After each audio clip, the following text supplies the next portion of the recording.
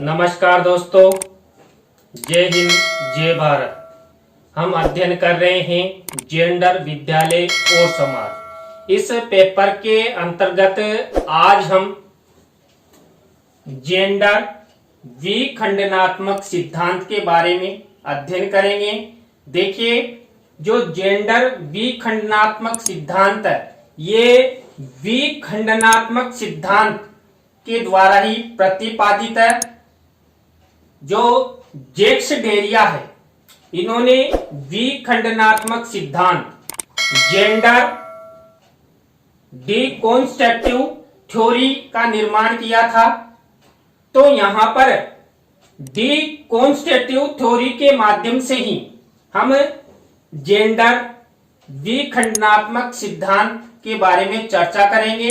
तो आप सब बने रहें हमारे साथ, हमारे YouTube चैनल के साथ। और यदि आप हमारे YouTube चैनल पर पहली बार आए हैं तो हमारे YouTube चैनल को सब्सक्राइब करें और पास ही बने बेल आइकन के बटन को जरूर दबा देवें, जिससे हमारे द्वारा जब भी कोई न्यू वीडियो अपलोड की जाए या लाइव क्लास चलाई जाए तो उनके नोटिफिकेशन आपको मिल सके और आप परीक्षा की अच्छी तैयारी करते हुए अच्छे अंक आपको प्राप्त हो। देखिए, हम सबसे पहले, मैंने अभी आपको बता भी दिया है कि हम जेंडर विखंडनात्मक सिद्धांत का अध्ययन करने से पहले विखंडनात्मक सिद्धांत के बारे में अध्ययन करेंगे। इस विखंडनात्मक सिद्धांत को विनिर्माण का सिद्धांत भी कहते हैं।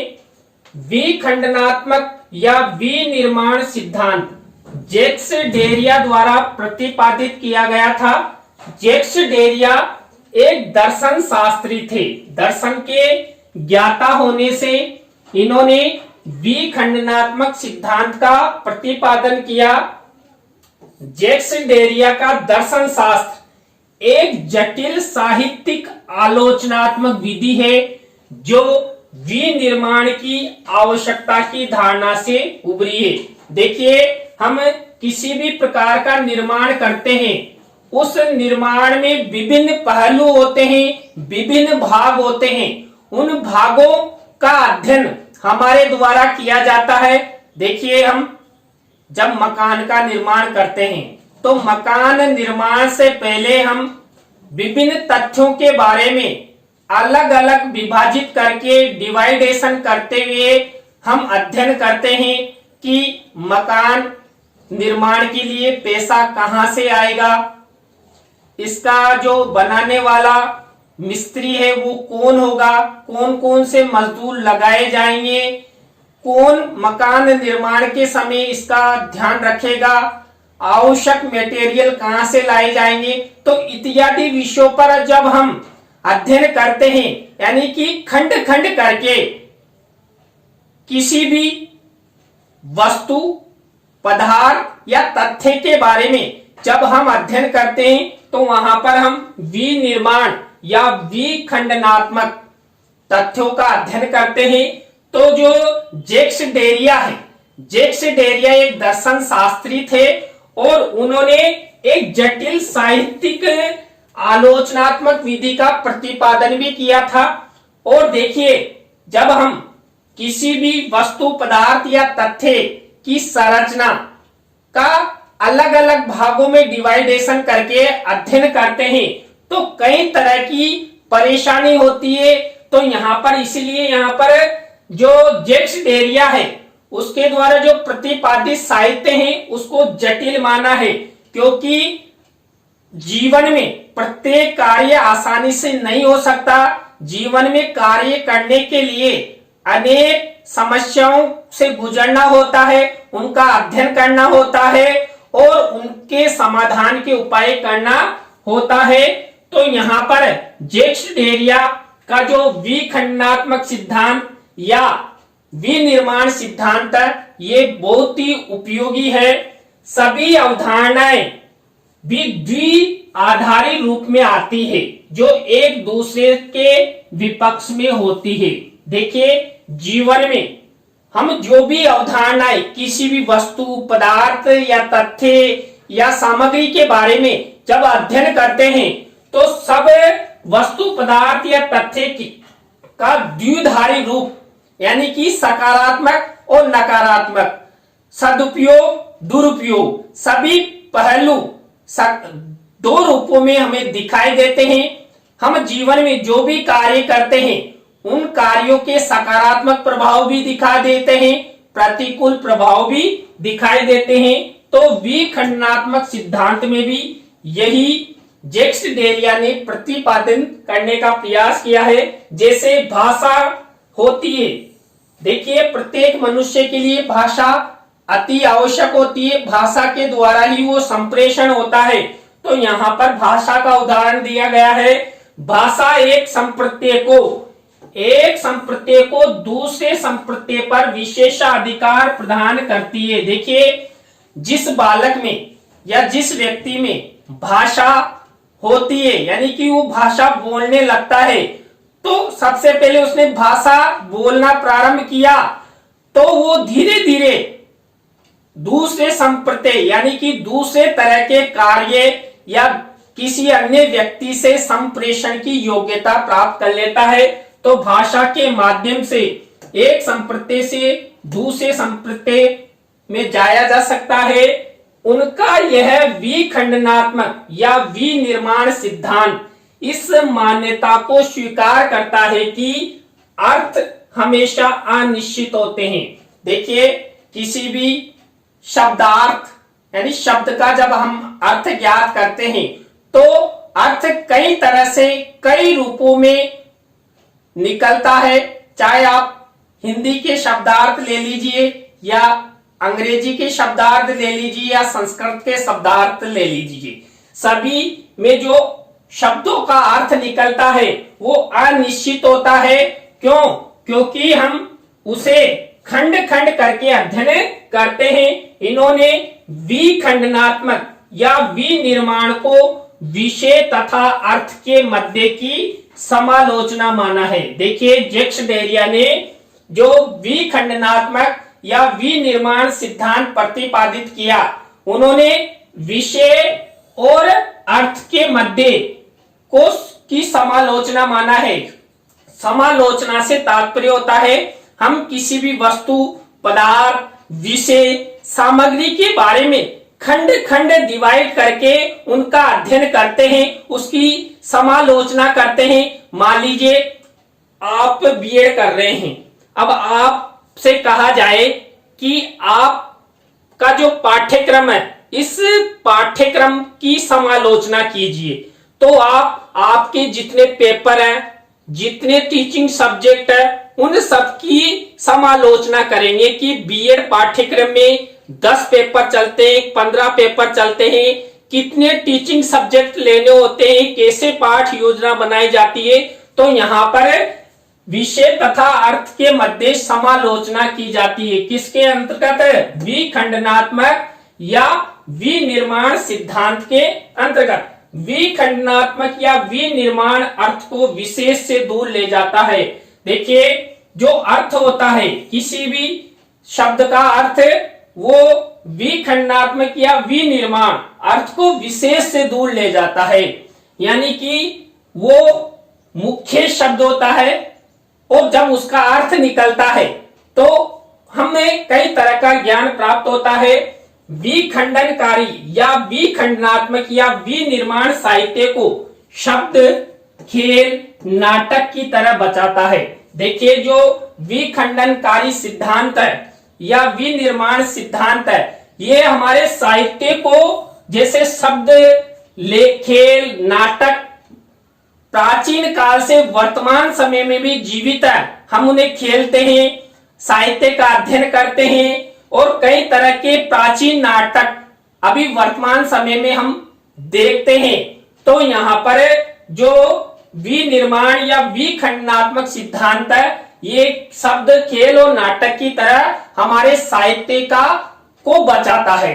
तो यहाँ पर कहने का तात्पर्य यही है कि विखंडनात्मक सिद्धांत बहुत ही उपयोगी सिद्धांत है, जिसके माध्यम से हमें विभिन्न भागों में डिवाइड करके किसी वस्तु, पदार्थ, तथ्य, विषयों का अध्ययन करते हैं। देखिए, जब हम विखंडनात्मक सिद्धांत का अध्ययन करते हैं तो विखंडनात्मक सिद्धांत के माध्यम से किस तरह अध्ययन किया जाता है, तो विखंडनात्मक सिद्धांत के अध्ययन के तरीकों में देखिए, पहला देखा जाता है मान्यताओं की तलाश करना।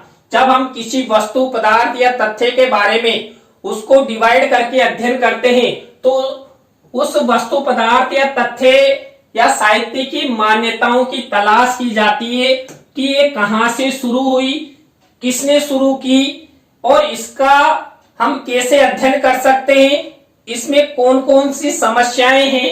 इसके बाद अर्थ के गतिशील तथा स्थित तत्वों पर विचार करना। देखिए, किसी भी वस्तु, पदार्थ, तथ्य का जब अर्थ निकलता है, मैंने आपको बताया था किसी भी वस्तु, तथ्य, पदार्थ का दो रूपों में अर्थ निकलता है, सकारात्मक और नकारात्मक। तो यहाँ पर जो अर्थ होता है ये कहां तक जा रहा है, गतिशील हो रहा है, और स्थित तत्व यानी कि जिस तत्व का हम अध्ययन कर रहे हैं उस पर वो कितना फिट होता है, वो कितना कारगर होता है, इस तत्व पर विचार किया जाता है।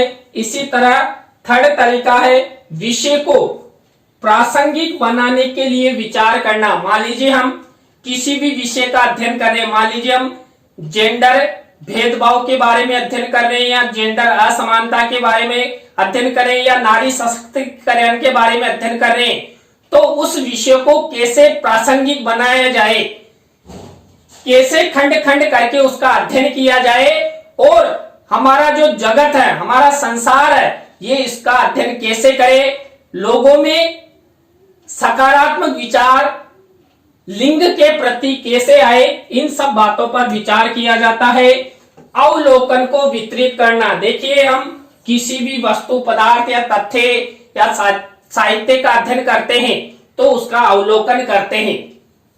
अब अवलोकन किस तरह किया जाए, कैसे किया जाए, कौन करे, इन सब का विखंडनात्मक सिद्धांत में तरीका अपनाया जाता है। इसी तरह पांचवी स्टेप देखिए, यहाँ चंचलता तथा विरोधाभासों को अंतर्निहित करना। देखिए, जब हम किसी वस्तु, पदार्थ, तथ्य, साहित्य, सामग्री के बारे में अध्ययन करते हैं तो द्विअर्थ निकलते हैं और द्विअर्थों में कुछ चंचलताएं होती है, कुछ विरोधाभास भी उत्पन्न होंगे, तो उनको अंतर्निहित कैसे करें, हमें चंचलता को माने या विरोधाभासों का समापन कैसे करें, तो इन सब के बारे में यहाँ पर चर्चा की जाती है।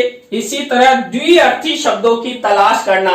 देखिए, जीवन में प्रत्येक क्षण हम जो भी कार्य करते हैं या किसी भी बारे में ज्ञान प्राप्त करते हैं तो प्रत्येक शब्द का द्विअर्थी मतलब निकलता है। आप कहीं भी किसी भी शब्द में, मान लीजिए कोई व्यक्ति जा रहा है, तो जा रहा तो क्यों जा रहा है, या तो कोई सोचने वाला ये सोच ले कि वो स्कूल जा रहा है, कोई ये कह दे कि ये लड़ झगड़ कर जा रहा है, तो आदमी किसी भी तरह से कई प्रकार से उसके अर्थ निकाल सकता है।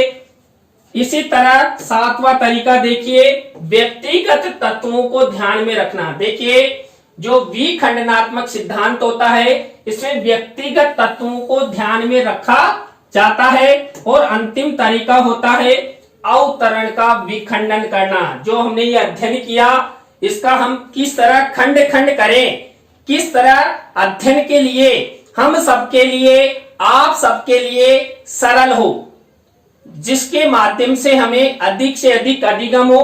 तो ये विखंडनात्मक सिद्धांत के तरीके हैं जिनके माध्यम से हम किसी वस्तु या पदार्थ के बारे में अध्ययन कर सकते हैं। अब हम अध्ययन करते हैं जेंडर विखंडनात्मक सिद्धांत। देखिए, यहां पर हमने विखंडनात्मक सिद्धांत या विनिर्माण सिद्धांत के बारे में अध्ययन किया, तो इसी के माध्यम से जेंडर विखंडनात्मक सिद्धांत या लिंग विखंडनात्मक सिद्धांत के बारे में हम आसानी से हम समझ सकते हैं। देखिए, विखंडनात्मक के तरीकों के आधार पर ही जेंडर विखंडनात्मक सिद्धांत को स्पष्ट किया जा सकता है। क्यों? क्योंकि हमने इनके जो विखंडनात्मक सिद्धांत है इसके बारे में अध्ययन कर लिया है। पहला पॉइंट देखिए, जेंडर विखंडनात्मक सिद्धांत पितृसत्ता, श्वेत वर्णीयता या विभिन्न प्रकार के वर्गों के प्रति संदेह प्रकट करता है। देखिए, विखंडनात्मक सिद्धांत में हमने अध्ययन किया था कि विखंडनात्मक सिद्धांत के माध्यम से हम विभिन्न जो लोगों की समस्याएं हैं उन समस्याओं का अध्ययन हम खंड खंड में डिवाइड करके अध्ययन करते हैं। तो यहाँ पर मान लीजिए हमारे भारतीय समाजों में पितृसत्ता अधिक प्रचलित है या रंग रूप यानी कि श्वेत वर्णीय, काला गोरे का भेद या विभिन्न प्रकार के वर्ग यानी कि महिला, पुरुष, न्यूट्रल, गरीब, अमीर, तो इस तरह के जो समाज में वर्ग होते हैं उन सबके प्रति जो जेंडर विखंडनात्मक सिद्धांत है वो संदेह प्रकट करता है कि समाज में ये नहीं होने चाहिए। इसी तरह दूसरा पॉइंट देखिए, जेंडर विखंडनात्मक सिद्धांत के अनुसार जेंडर एक वर्ग है जिसके अंतर्गत महिला, पुरुष और न्यूट्रल आते हैं। देखिए, जेंडर विखंडनात्मक सिद्धांत के माध्यम से हम जब मानव का डिवाइडेशन करते हैं तो यहाँ पर महिला, पुरुष और न्यूट्रल के रूप में जो मानव है उसको डिवाइड किया जाता है और उसके बारे में अध्ययन किया जाता है।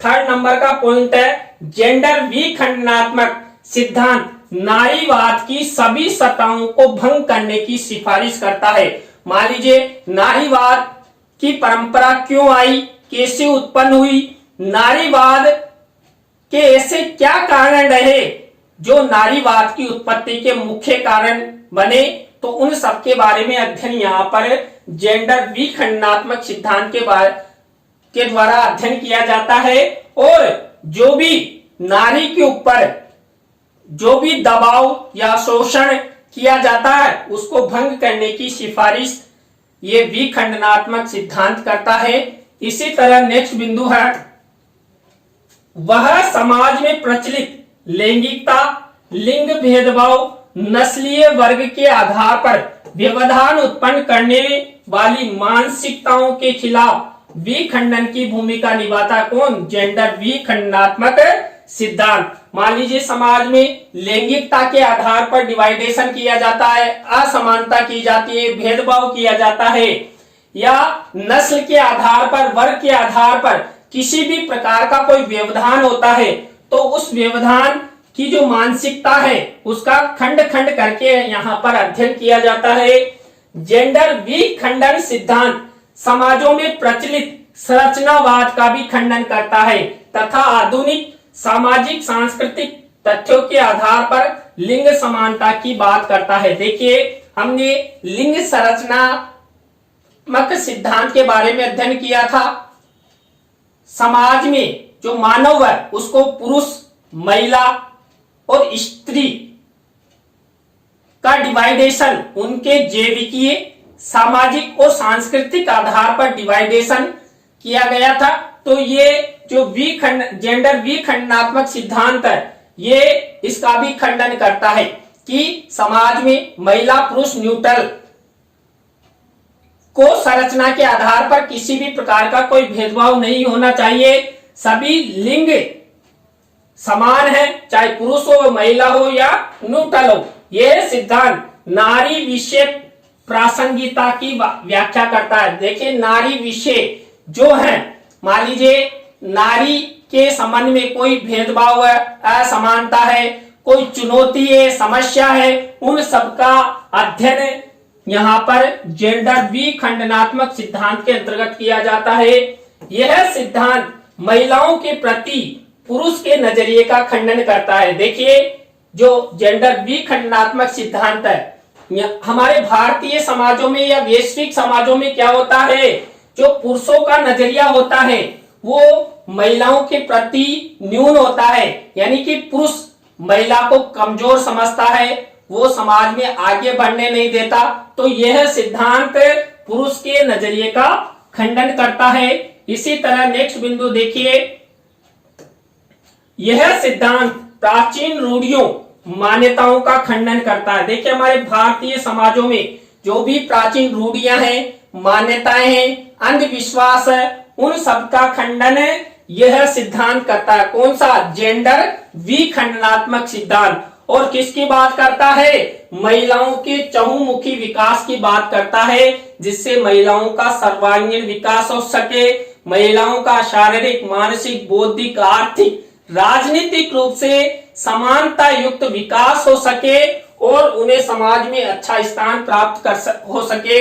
इसके बाद नेक्स्ट बिंदु है समाज में मानव के प्रति द्विअर्थी धारणा, जैसे महिला और पुरुष के रूप में प्रचलित धारणाओं के खिलाफ मानव की बात करता है। जो लिंग विखंडनात्मक सिद्धांत है, ये हमारे समाज में महिला और पुरुष के विषय में जो द्विअर्थी बात प्रकट की जाती है, उसके खिलाफ यह सिद्धांत है। और वो एक ही मानव की बात करता है, ना तो पुरुष है, ना महिला है, ना न्यूट्रल है, सब भारतीय या वैश्विक मानव है। इस संसार में मानवों ने जन्म लिया है और महिला, पुरुष और न्यूट्रल मिलकर समाज को आगे बढ़ा सकते हैं। यह सिद्धांत समाज को एक रोल मॉडल प्रदान करता है, जो बिना किसी जेंडर भेदभाव एवं असमानता के चहुमुखी विकास करता है। देखिए क्यों? क्योंकि ये महिलाओं की समस्याओं, चिंताओं, रूढ़ियों, परंपराओं, असमानताओं का अध्ययन करता है और चहुमुखी विकास की बात करता है। तो ये समाज को एक रोल मॉडल प्रदान करता है। कौन? जेंडर विखंडनात्मक सिद्धांत, क्योंकि ये सिद्धांत बहुत ही अच्छा माना जाता है। तो इसलिए ही यहाँ पर हमने सबसे पहले विखंडनात्मक सिद्धांत के बारे में अध्ययन किया था कि जैक्स डेरिया ने विखंडनात्मक सिद्धांत यानी खंड खंड करके, तो यहाँ पर जो जेंडर के संबंध में जो भी समस्याएं, रूढ़ियां, परंपराएं, अंधविश्वास या चुनौतियां हैं, उनका खंड खंड करके समाज में उनका अध्ययन हो, उनके प्रति जागरूकता हो और सबको समान न्याय मिले। यह सिद्धांत पक्षपात के प्रयोग के परे होता है। देखिए जो जेंडर विखंडनात्मक सिद्धांत है, ये पक्षपात के परे होता है, जो समाज के सभी वर्गों के मानवों का समान विकास आता है। ये सिद्धांत ऊंच नीच, भेदभाव, असमानता, गरीब अमीरी को नहीं देखता है और ये चाहता है सभी का समान रूप से विकास हो। जेंडर विखंडनात्मक सिद्धांत लड़कियों की सफलता की राह में आने वाली बाधाओं को हटाने का कार्य करता है तथा उन्हें समान पक्षपात रहित शिक्षा प्रदान करवाने में सहयोग प्रदान करता है। देखिए जब जेंडर विखंडनात्मक सिद्धांत जेंडर की समस्याओं का अध्ययन करता है, अब देखिए हमारे समाजों में महिला शिक्षा की न्यूनता है, तो महिला शिक्षा में आने वाली जो बाधाएं हैं उनको दूर करने का कार्य ये जेंडर विखंडनात्मक सिद्धांत करता है। इसी तरह यह सिद्धांत नारी विषय कार्यों की व्याख्या करके समान कार्य के लिए समान वेतन की वकालत करता है। देखिए जब कई जगह महिलाओं को समान कार्य के लिए समान वेतन नहीं मिलता, तो जेंडर विखंडनात्मक सिद्धांत के माध्यम से अध्ययन कर महिलाओं को भी पुरुषों के समान कार्य के लिए समान वेतन की वकालत यहाँ पर की जाती है। यह सिद्धांत सभी शिक्षण विषयों की व्याख्या करे।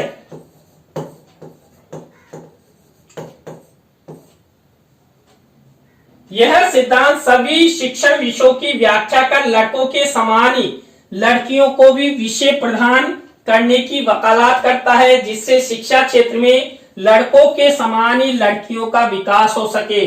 मान लीजिए जो अत्याधुनिक तकनीकी विषय हैं, साइंस के विषय हैं, लड़कों के समान ही लड़कियों को प्रदान करने की वकालत जेंडर विखंडनात्मक सिद्धांत करता है, जिसके माध्यम से पुरुषों के समान ही लड़कियों का भी महिलाओं का भी समान विकास हो सके। तो देखिए आज की क्लास में हमने जेंडर विखंडनात्मक सिद्धांत का अध्ययन किया।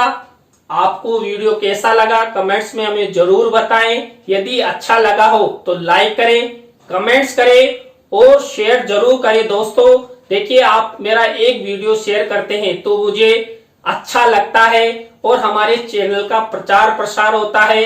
तो आप सब हमारे वीडियो को अधिक से अधिक शेयर किया करो। नए टॉपिक के साथ हम आपसे फिर मिलेंगे CDRK Saini BEd classes YouTube channel पर। जय हिंद, जय भारत, राम राम सा।